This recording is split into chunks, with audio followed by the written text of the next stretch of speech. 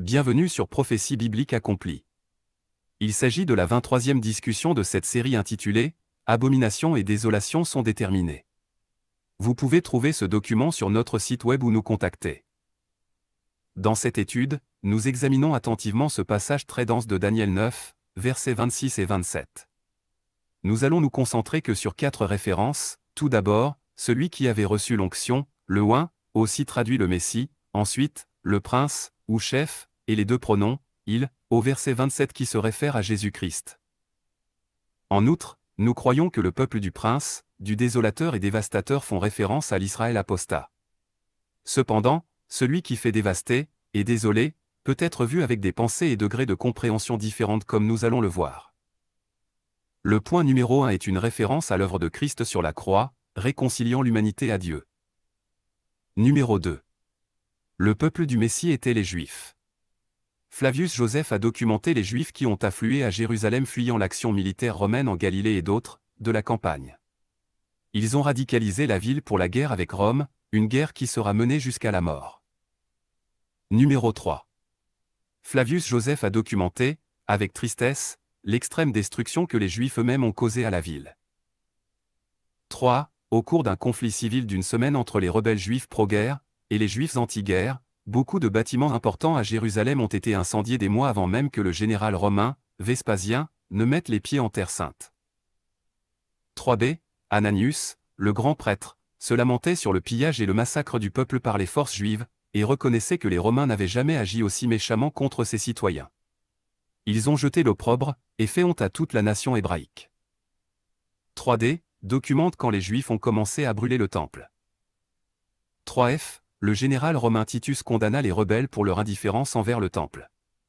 Il s'est écarté des règles de la guerre pour tenter de sauver cette belle structure sacrée, mais les Zélotes ont agi avec un mépris impitoyable, et ont été responsables de sa destruction. Au numéro 4, Flavius Joseph atteste le fait que les Zélotes utilisaient le feu comme arme de destruction bien plus que les Romains, alors que c'était leur propre ville qu'ils détruisaient. Les Zélotes se sont battus, même après la mort du peuple, le temple a été brûlé, et la ville complètement livrée aux Romains. Numéro 5. La nouvelle alliance était d'une semaine, ce qui, selon le calcul de Daniel 9, était de 7 ans. Le ministère de Jésus a été de 3 ans et demi, et son jugement d'Israël a été aussi de 3 ans et demi. 7 ans ont été nécessaires pour arriver à la fin de l'ancienne alliance, et l'établissement définitif de la nouvelle alliance. Nous avons examiné les 70 semaines d'année dans l'étude sur la vidéo 22.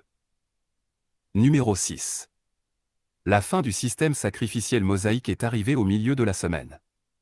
C'est-à-dire, à la fin du ministère de 3 ans et demi de Jésus-Christ, lorsqu'il a été victorieux sur la mort et le péché. Numéro 7.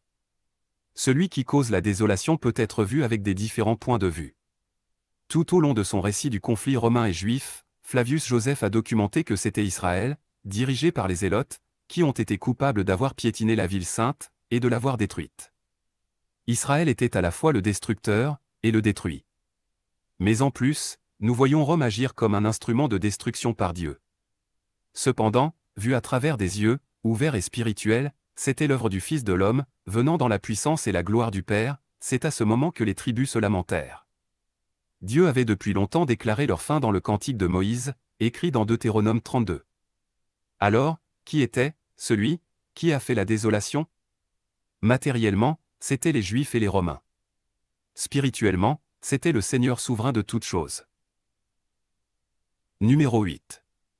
Nous avons vu dans le cantique de Moïse que la fin d'Israël avait été décrétée. En tant que témoin oculaire, Flavius Joseph a donné les détails de cette fin comme aucun autre ne pouvait le faire. Il avait ses défauts et il a ses critiques, mais il serait difficile de trouver un meilleur témoin oculaire. En tant que Juif, il comprenait son peuple, ses pratiques religieuses et sa place dans le monde. En tant qu'érudit très instruit et observateur attentif de la nature humaine, il a rapporté et documenté la disparition de l'Israël de l'Ancienne Alliance avec objectivité et perspicacité théologique et morale. Ici, nous considérons son livre, La guerre des Juifs, comme le commentaire par excellence sur une grande partie des livres de Daniel et de l'Apocalypse. En utilisant son récit historique, nous sommes étonnés de la grande clarté qu'il donne, et nous sommes frappés d'émerveillement par l'éclat inégalé de ses écritures prophétiques. À la fin de ce document, Nous énumérons 3 oracles cités par Flavius Joseph. Premièrement, la prophétie concernant la destruction de Jérusalem et du Temple. Deuxièmement, la prophétie concernant le massacre par les Juifs de leurs propres compatriotes. Et troisièmement, la prophétie concernant un grand souverain chef venant de Judée. Flavius Joseph croyait que ce chef ou conducteur se référait à Vespasien qui était en Judée quand il a été appelé à être empereur de Rome. Cependant, nous le voyons comme une référence à Jésus-Christ, et au plein établissement du royaume de Dieu, qui est la réconciliation avec notre Créateur. Il semble que ces 3 prophéties pourraient se référer directement à ces 2 versets de Daniel 9. Regardez, étudiez cette perspective historique, demandez au Seigneur de vous éclairer, et donnez votre avis ou vos commentaires. Shalom.